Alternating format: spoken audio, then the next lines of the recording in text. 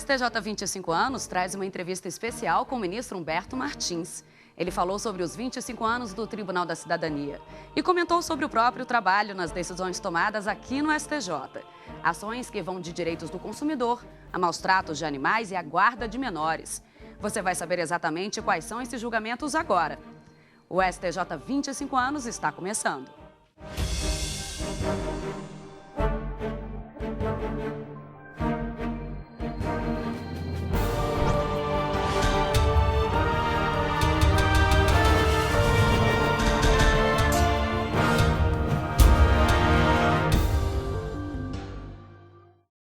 O ministro Humberto Martins chegou ao Tribunal da Cidadania em 2006.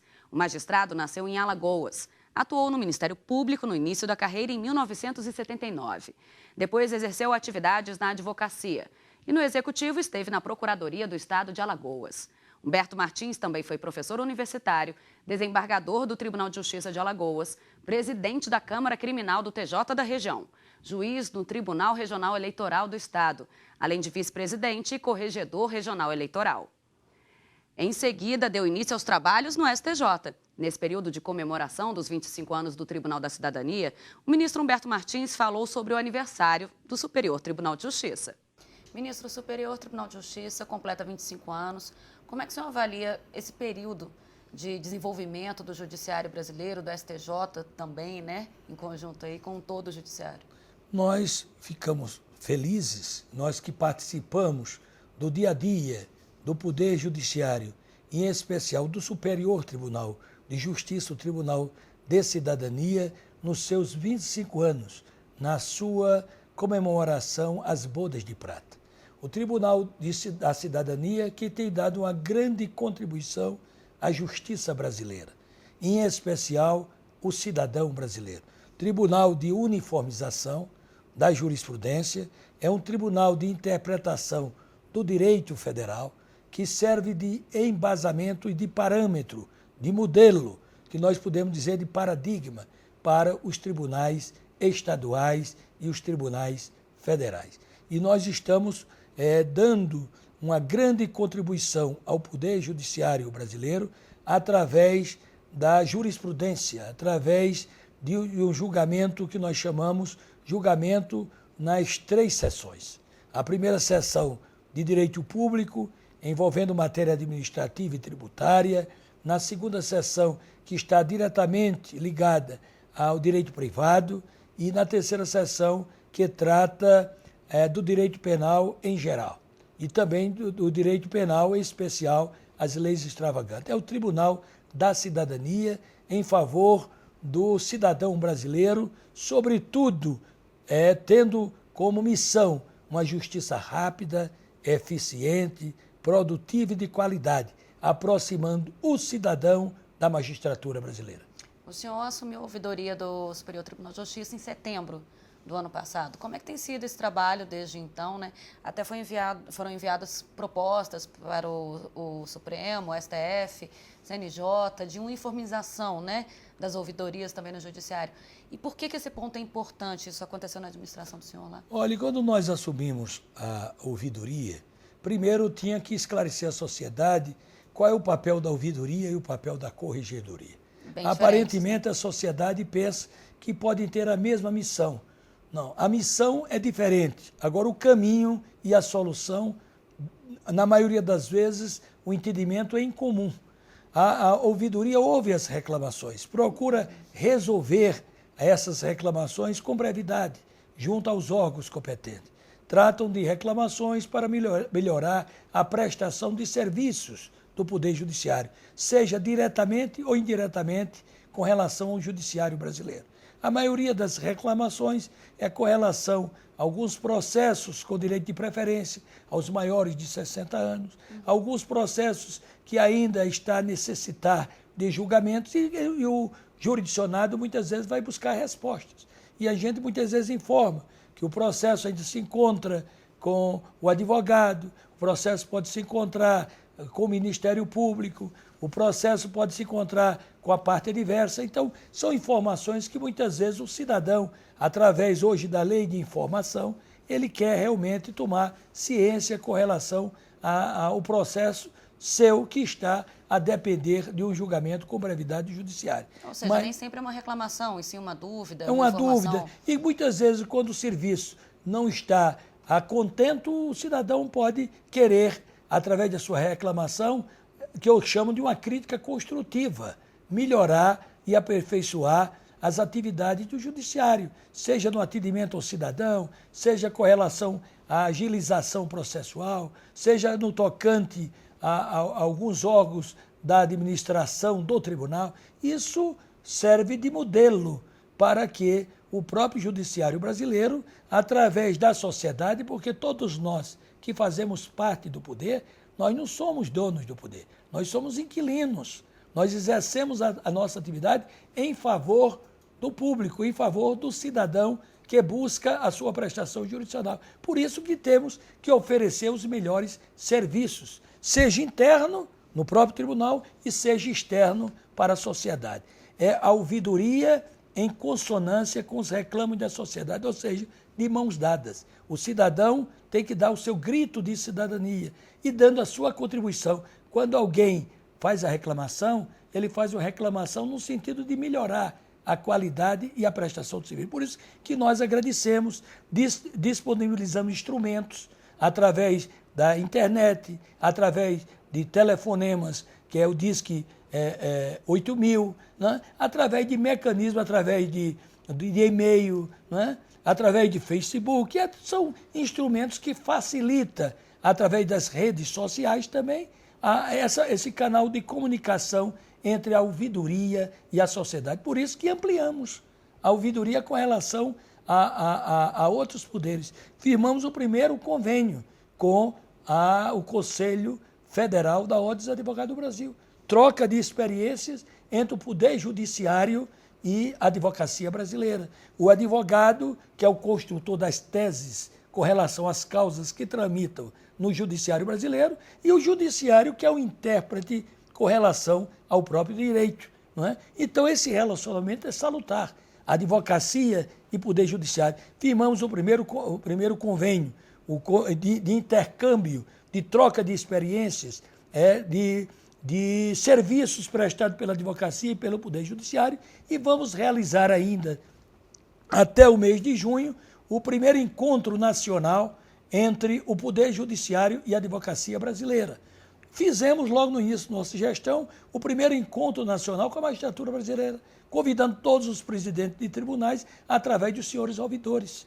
Os ouvidores dos poderes, do Poder Judiciário na área ou na esfera estadual e federal. Nós realizamos esse primeiro encontro em Brasília, inclusive com a presença do presidente do Congresso Nacional, senador Renan Calheiros, e com a presença da advocacia brasileira do presidente Marcos Vinícius, e sem deixar de mencionar aquele que é o grande incentivador da ouvidoria, que é o presidente do Superior Tribunal de Justiça, o ministro Félix Fischer.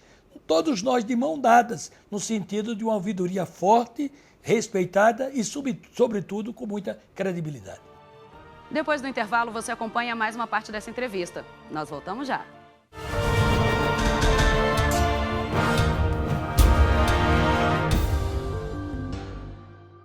Curtir, compartilhar, repercutir, postar. Novas conexões que ligam pessoas em qualquer lugar do mundo. Cada vez mais conectado, o Brasil é o quarto país em número de usuários das redes sociais. Sempre inovando, o Superior Tribunal de Justiça conquista milhares de seguidores na internet. A marca é resultado da linguagem simples, atraente e acessível no Twitter, no Facebook e no YouTube. Onde tem o nome do STJ, tem informação segura, confiável, tem cidadania. No Facebook, milhares de pessoas levaram a página do STJ ao primeiro lugar entre os tribunais mais acessados no mundo. No YouTube, novos programas, entrevistas, documentários e reportagens especiais. E no Twitter, informação curta, rápida, atualizada. YouTube, Twitter, Facebook, o Superior Tribunal de Justiça acredita nas redes sociais e leva a cidadania até você. Superior Tribunal de Justiça, o Tribunal da Cidadania.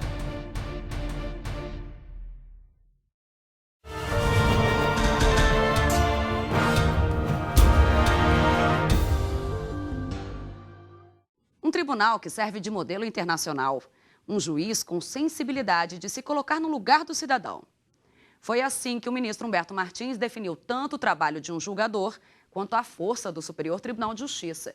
Ele também falou sobre a importância do aperfeiçoamento dos magistrados. O senhor assumiu também a vice-diretoria da Infam, Escola Nacional de Aperfeiçoamento e Formação da Magistratura? Isso é em razão, evidentemente, não só da confiança dos meus colegas ministros do Superior, mas, sobretudo, o STJ, quando a gente vai ficando mais antigo, evidentemente, a gente vai assumindo mais funções, né? E eu recebi essa incumbência de ser o vice-diretor da Infam, que tem como diretor-geral o ministro João Noronha, no sentido de participar junto nessa escola de aperfeiçoamento do magistrado, que a Infam é uma escola de aperfeiçoamento dos magistrados brasileiros, criado por força da emenda constitucional da emenda 45. Então, hoje o modelo das escolas tem que obedecer às diretrizes e os caminhos da Escola Nacional de Aperfeiçoamento dos Magistrados. Nós vamos chamar todas as escolas da magistratura federal, das 5 regiões, para se integrar também com a Infam, no sentido de a gente uniformizar as ações de todas as escolas brasileiras dentro do critério constitucional, dentro do critério que nós achamos de melhor aproveitamento para o magistrado, através de cursos de reciclagem, através de disciplinas com relação à qualidade de aprimoramento de cada juiz, principalmente o juiz substituto, ainda na fase que nós chamamos ainda de efetivação, que é a fase do estágio probatório, de uma melhor qualidade, principalmente nas grandes matérias que são de grande utilidade no desempenho da atividade judicante. Por outro lado, quero esclarecer que também temos que fazer cursos com o magistrado no sentido de aproximar cada vez mais o magistrado da cidadania brasileira, sobretudo que o cidadão tem que ter no judiciário o caminho maior para a solução dos seus problemas judiciários. O senhor chegou ao STJ em 2006. Aí, no mínimo, 86 mil processos julgados só pelo senhor. Como é que o senhor vê essa quantidade, esse volume de processos, necessidade de filtros e, de repente, também um trabalho maior em relação a uma conciliação de alguns casos para que não chegue algum tipo de processo a uma instância superior? Olha, primeiro eu vejo que o cidadão brasileiro, a cidadania brasileira confia no judiciário. O judiciário é viável, se procura o judiciário. E a cada vez mais a progressão é geométrica com relação aos casos que tramitam no judiciário brasileiro, demonstra que a sociedade confia no judiciário. E a cada dia o trabalho é mais hercúleo, o número de processos, a cada dia o número é bem maior, né? Nós chegamos aqui, quando eu cheguei em 2006, nós recebíamos uma média, cada ministro, em torno de 1.000 processos, hoje é em torno de 1.500, 1.600 processos por ministro. Então, evidentemente, nós aprimoramos a nossa forma de atuar com relação de julgamento mais célere, não é? Com relação de disponibilizar votos através de que os ministros tomem ciência com relação ao que nós pensamos com relação a algumas matérias. Nós fizemos também uma amostragem com relação aos casos já pacificados para que aquelas matérias sejam levadas em bloco a julgamento. Então, estamos facilitando no sentido com relação ao tempo, para que o judiciário, dentro do princípio da Constituição, que o processo tem que ter um prazo razoável, num tempo maior possível ou com a brevidade possível, assim se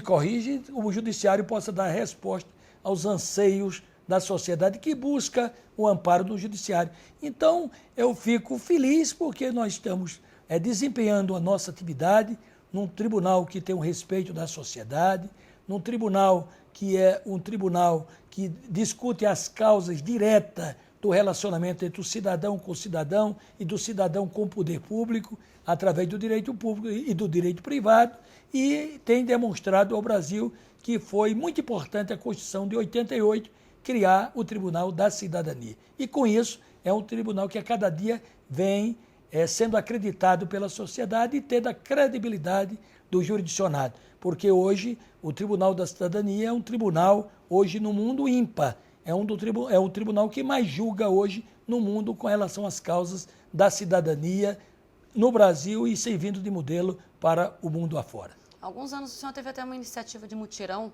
no fim de semana de julgamento, também teve essa tentativa aí de dar uma celeridade ao julgamento? Justamente, nós fizemos um mutirão no sentido de saber que todas as matérias já pacificadas, as matérias que tinham sido julgadas em recurso repetitivo, no sentido de que aquelas matérias que tenham o fundo do direito, que tenha a mesma questão de natureza jurídica idêntica, possa ser julgada e servir de modelo para um julgamento mais rápido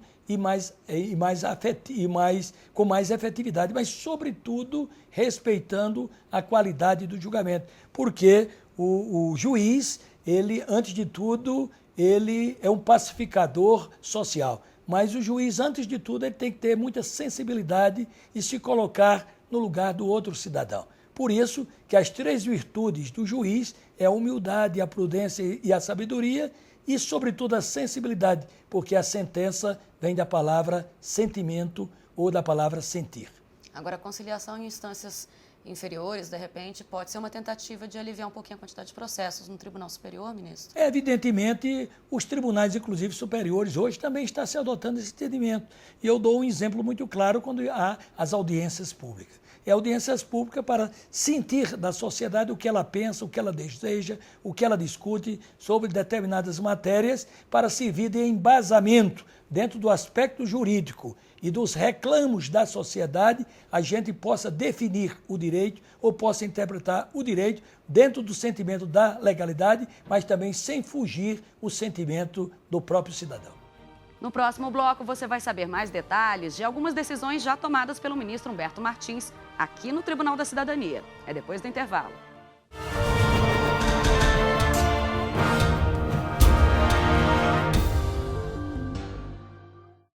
Você está sempre conectado ao Facebook? Nós também. Atualizamos a página do STJ o tempo todo. Fotos, ilustrações, vídeos, dicas sobre direito e cidadania para você ficar ligado ao que acontece aqui e no mundo. A página do STJ no Facebook conecta e informa. Com uma linguagem simples, descontraída, bem-humorada, conquista milhares de seguidores a cada dia e já chegou a mais de 1,5 milhão de pessoas. Somos o maior tribunal no Facebook.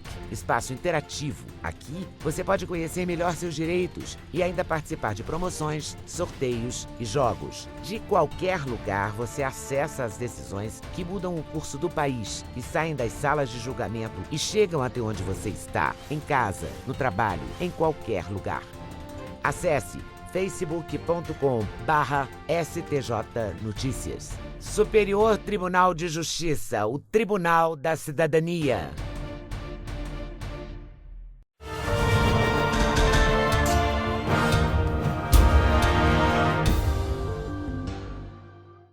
Consumidor, concurso público, maus tratos aos animais, a briga judicial internacional pela guarda dos filhos.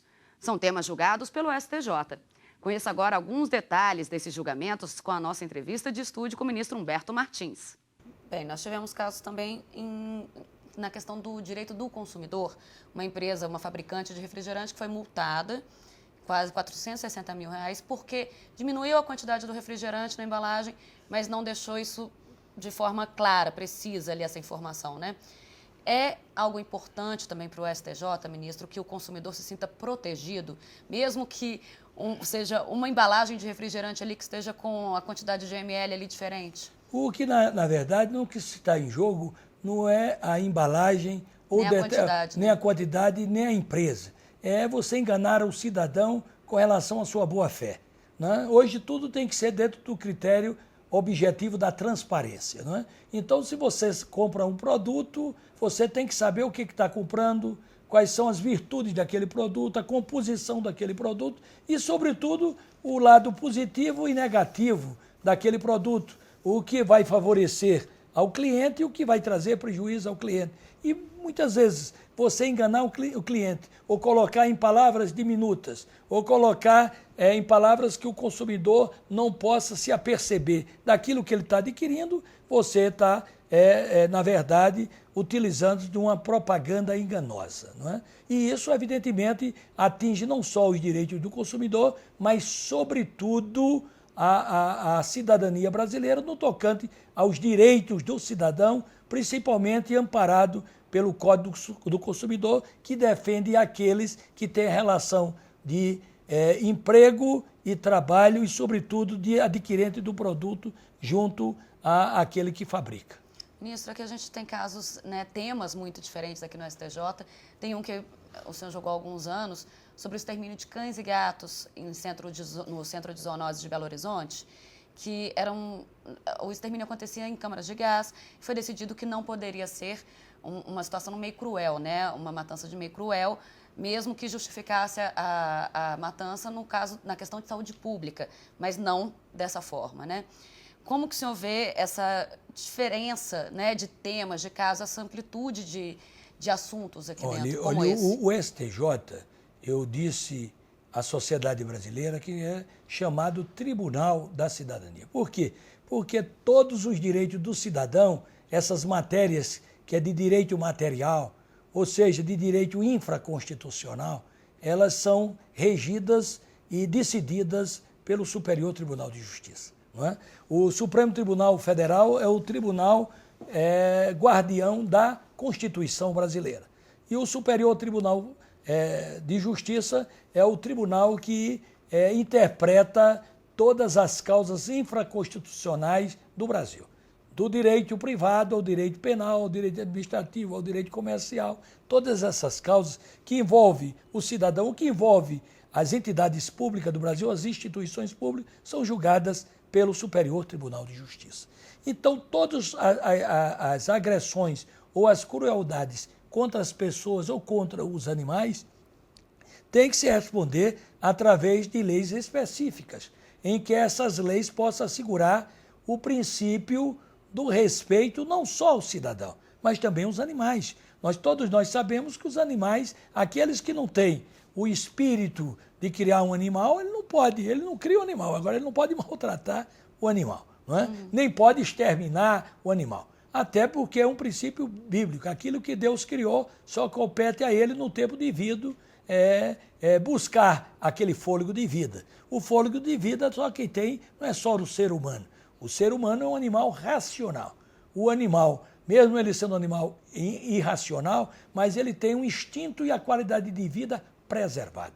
Não é? Então, temos que tratar os animais, evidentemente, num clima de amor, num clima de respeito, num clima que muitas das vezes aqueles que não têm o poder ou a sensibilidade com relação aos animais são responsabilizados, e o Tribunal da Cidadania hoje também, quando provocado, tem agido no sentido de coibir os excessos, os abusos e, sobretudo, a crueldade contra os animais. Concurso público é um tema frequente, ministro, porque há alguns meses até uma candidata conseguiu ser encaixada, mesmo depois da homologação do concurso, porque alegando que os temas na prova de redação estavam diferentes do que, né, no edital e na prova, na prática mesmo. É um grande volume de assuntos relacionados à questão de concurso público? Com relação ao concurso público, sim, o volume é muito grande. Porque o que tem se levado ao Poder Judiciário é com relação àqueles que foram aprovados, que estão aguardando nomeação, não é? E muitas vezes se contrata terceirizados e de respeito o chamamento dentro do número de vagas, não é? Se usa de artifício prejudicando candidatos aprovados. Também com relação ao que nós chamamos também cadastro de reservas, porque o indivíduo faz a prova, fica no cadastro de reserva e depois nunca é chamado. Por quê? Porque se utiliza de artifício, ferindo o próprio edital, e se contrata pessoas sem o devido respeito à Constituição, porque a Constituição assegura todos aqueles, em primeiro lugar, que submeteram a concurso público de provas e provas de título. Então, isso violenta o direito do candidato, daquele que submeteu a prova, que passou meses e meses estudando, que pagou cursinhos, não é? Que prejudicou, muitas vezes, outras atividades com relação, inclusive outros deixando até determinadas funções ou cargos para submeter na esperança de ter um cargo melhor, e muitas vezes esse edital é desrespeitado, não é obedecido com aquilo que o candidato realmente sabia com relação aos critérios. Então, o STJ é chamado, e todas as vezes que não se obedece o princípio do artigo 37 da Constituição Federal, que é o princípio da moralidade, da legalidade, da impessoalidade e da eficiência, no tocante aos serviços públicos, nas mais esferas de poder, seja no poder legislativo, executivo, judiciário. O judiciário é chamado para coibir e reparar os erros cometidos pelas administrações e também com relação ao servidor que está a aguardar um posicionamento sério, um posicionamento célere e, sobretudo, restabelecendo o Estado de Direito. Ministro, agora um último caso um pouco diferenciado de 2 irmãos que viviam com os pais na Irlanda, a mãe brasileira, o pai irlandês, né? Depois a mãe veio para o Brasil, decidiu se separar e permaneceu aqui no país. Como que o senhor avaliou esse caso? Porque o pai, né, fez questão de ter os filhos, tem relação com a idade também. Como é que foi? O que teve de diferente nesse caso para, né, a decisão do senhor, o julgamento do senhor? Olha, aquele caso concreto foi um caso excepcional, não é? Porque havia, na verdade, há um convênio entre o Brasil e outros países com relação ao cumprimento, principalmente tratando de brasileiros, da união de brasileiros com estrangeiro, não é? E, naquele caso, foi-se pedido, dentro do prazo normal dos 2 anos, que o menor voltasse para a residência do pai, porque tinha vindo passar férias com a mãe aqui no Brasil, os 2 menores, e depois a mãe que ia ficar no Brasil e não retornou com os filhos. Evidentemente que um já tinha capacidade de discernir junto ao próprio magistrado, porque era maior de 16 anos. O outro não, teria que retornar de imediato para a Irlanda. E qual foi a saída, qual foi a decisão e a interpretação da segunda turma? Que, na verdade, deveria submeter aquele menor que já tinha condições de discernir com quem deveria ficar junto ao psicólogo, junto àquele que poderia avaliar o que seria melhor para o menor. Como se voltava a questão de meses para atingir aquele poder de escolha e, evidentemente, não estar afrontando o próprio convênio, nós excepcionamos que os autos deveriam ser encaminhados para uma investigação, uma apuração pelo psicólogo, o que seria melhor para aquele menor. E, evidentemente, constatado que o melhor seria ficar no Brasil, evidentemente não seria descumprir o acordo, mas seria dentro do sentimento da melhor qualidade do menor, e inclusive embasado no Estatuto da Infância e do Adolescente. Aquilo que é o melhor para o menor deve ser o melhor para os seus pais, principalmente aquele que tem a condição da livre escolha. Agora, ministro, para encerrar a entrevista, 25 anos da STJ, o senhor acredita que hoje o cidadão brasileiro acredita no judiciário brasileiro, confia principalmente na transparência, até e muito importante para um tribunal que é considerado o Tribunal da Cidadania? O senhor acredita hoje que o cidadão tem essa confiança? Plenamente o cidadão tem a confiança no judiciário brasileiro. É o tribunal da modernidade, é o tribunal hoje otimizado, é o tribunal hoje, a exemplo do STJ, o primeiro tribunal do mundo totalmente informatizado e totalmente hoje digitalizado. É o Tribunal da Cidadania. Por isso, fico feliz, nos 25 anos, nós estamos dando presente à sociedade brasileira, que é a credibilidade nos senhores ministros e nos juízes brasileiros. Ministro, muito obrigada pela entrevista, pela participação no programa. O STJ 25 anos termina agora. A gente se vê na próxima semana, na última edição desse programa comemorativo sobre os 25 anos do Superior Tribunal de Justiça. Até lá!